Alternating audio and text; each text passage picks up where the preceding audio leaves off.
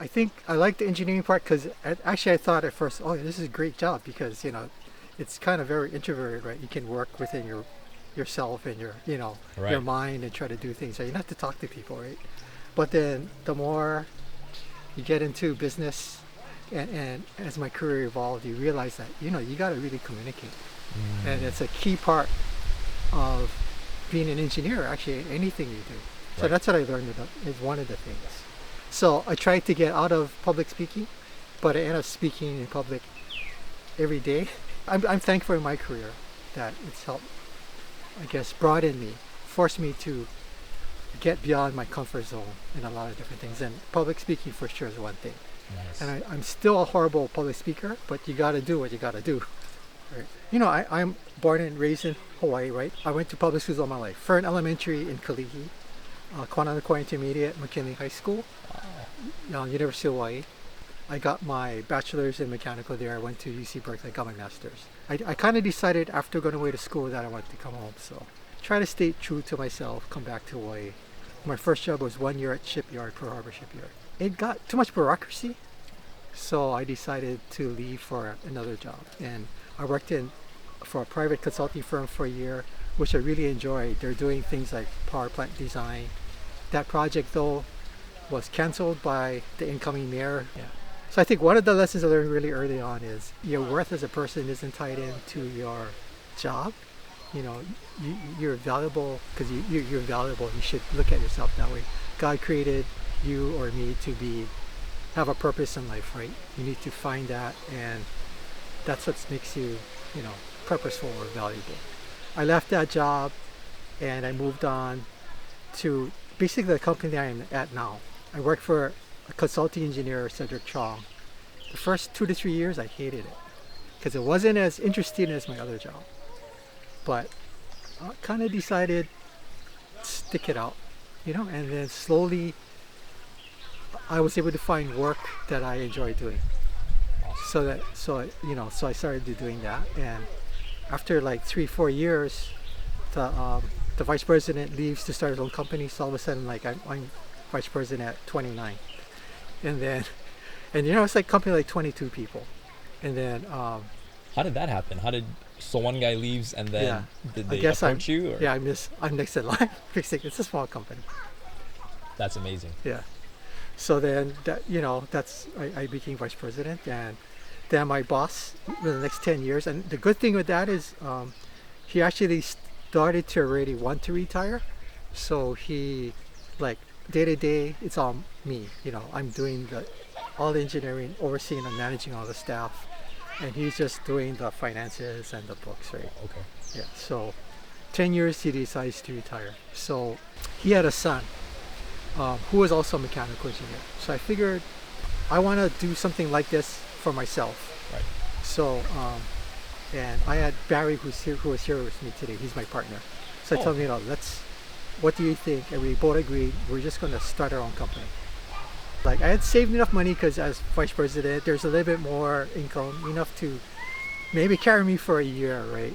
So I had to approach my boss, and I told him, I know you have your son. I know you want to, I can understand if you want to pass it on to him. But Barry and I are going to leave. You can let me go today, or if you need me to, I'll stay till the rest of the year. Whatever you want. Yeah. But I think we decided that we kind of want to do it ourselves. Right. Yeah. So What did he say? he said, you know, I'm ready to get out of this. I want to work this out with you. Stay on. So we negotiated, and it took a year to get to this whole negotiation. And we ended up buying the company from him, getting this big role. I had to sign over my house as collateral. I had to borrow money from my mother-in-law, Eileen's mom. Barry had to get collateral, his dad's property, and we just went for it. And that was back in 1999. And are you around like So 30 at this point? so Early at that 30s? time, so I was running the company. I ran the company for 10 years. So I was like 39. Okay. Yeah. From the time we took over at 99, we had 22 people, 23 people. Now I think we have 101, 102. people. Oh my gosh. Yeah. That's amazing. Yeah. And then, you know, I think we've tried to run with the same spirit of sharing and making sure that there's enough in it for everybody in the company, you know. That's awesome. And so surprisingly, with the company being bigger, probably doing better than if I was just like how my boss was running it, you know, running it same. I don't think it would be as big, you know what I mean? So, and then we have a branch office in Guam, we have a branch office in Okinawa, and a couple guys in Japan. I'm very thankful I have a really good partner, Barry. We both share the same faith. We're both Christians. We both feel the same way about importance of valuing everybody in the company.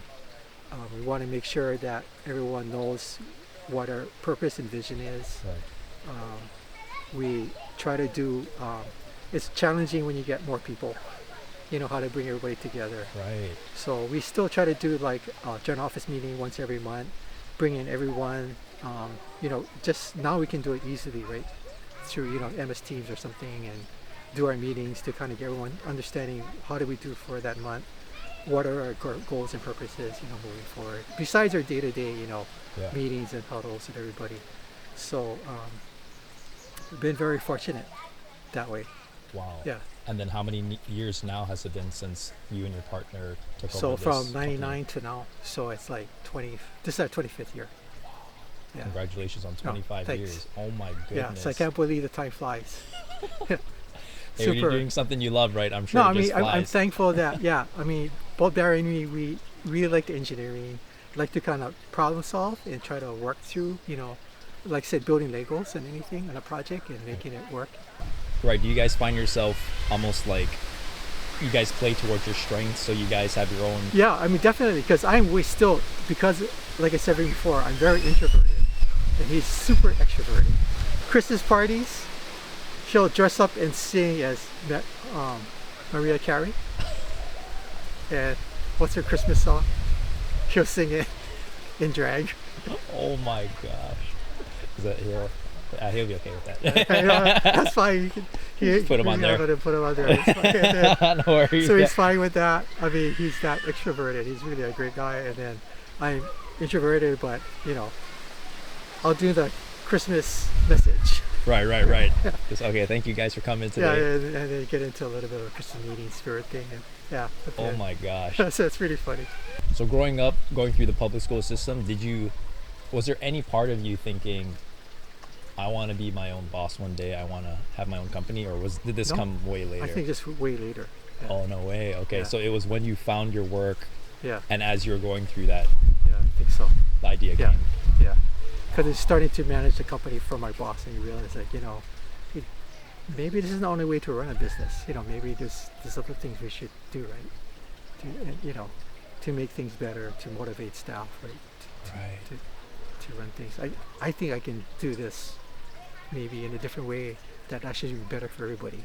You know, so I mean, I think for us in business, keys is everyone's got to know that they're valued. I think you also got to get everyone, it's got to be worth your while. You know, if you're not giving everyone a stake in it to some degree, it doesn't make sense. You know, why work? You know, so I think those things are key. And then, you know, you got to do work that's we do it with integrity. You gotta make sure our work is done right. You gotta stand behind what you do. But I think if you kind of do all of that, you know, your business builds not because you're trying to influence people to come to you, but if you're doing good work, people will come to you. You know, that's been kind of like the way we're trying to do it. So I just thankful, like, try to stay true to myself. I mean, when I went to school, first at UH and at Berkeley, I'd say there are like 20 guys in there that are like studying to be both school of law attorneys, right? I wanted a few engineers, and then coming out is like, man, they're working like double what I'm making, you know what I mean? But man, maybe I should be an attorney, you know, but thinking, well, that's not really my passion thing. I like engineering. So I'm just glad that, you know, I stayed with that. I think that's the main thing. Is like, you know, no matter what you do, you just got to be true to yourself. You got to find out what drives you, what gives you motivation, what gives you satisfaction, what gives you purpose. It's got to be something too that is not just for you. It's got to be something that is hopefully, meaningful, impacting maybe the world in some way, right? Exactly. And if you can find that, it's not easy, but there are ways to do it in a way that you can satisfy your dreams and maybe impact, have something you find meaningful and something that you're contributing, to the society, I guess. Well, hey, Joel, thank you so much for your time. Thanks, I David. appreciate it. Okay. That was so much more than I was expecting coming to a family gathering. I did not expect to get this golden wisdom from you. Thank you. So thank you so much. Yeah, when you get too old, you can say what you want.